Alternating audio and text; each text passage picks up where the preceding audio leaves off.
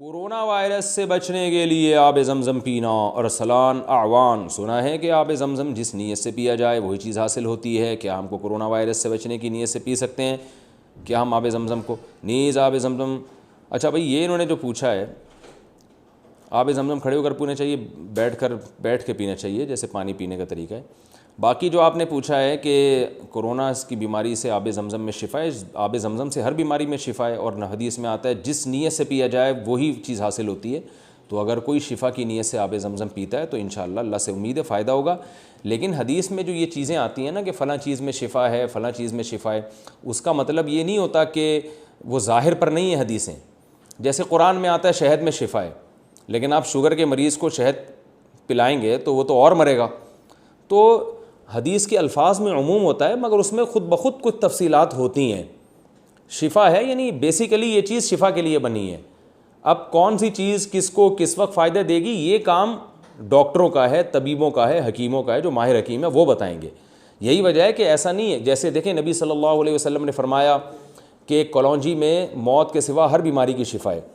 تو کیا اس کا یہ مطلب تھا کہ صحابہ نے اس کا یہ مطلب تھوڑی لیا کہ اب ہمیں نہ کسی ڈاکٹر کی ضرورت نہ کسی حکیم کی ضرورت، جب بھی دنیا میں جو بھی بیماری ہوگی ہم کلونجی کھائیں گے؟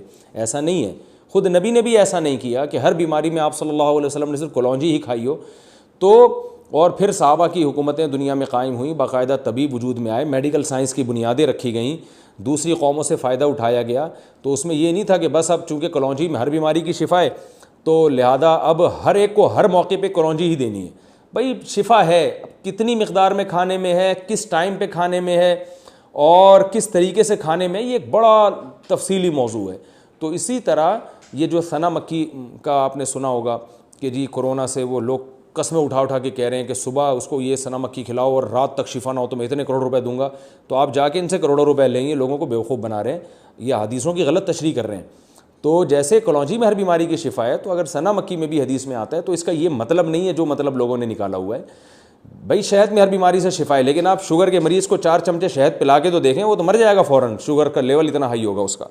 تو حدیث کا مطلب ہوتا ہے ایک چیز میں فی الجملہ شفا ہے، کس وقت کیسے کھلایا جائے یہ اس میں یعنی آپ نے رہنمائی کر دیا کہ اب اس پہ ریسرچ کرو، کلونجی پہ ریسرچ کرو، شہد پہ ریسرچ کرو، اور پھر اس پہ دیکھو کہ کس وقت کس طرح سے اس میں شفا ملے گی. تو وہ ریسرچ کے ذریعے پتہ چلتا چلا جائے گا کون سی چیز کتنی مقدار میں کس ٹائم پہ کس موسم میں کھلانی ہے.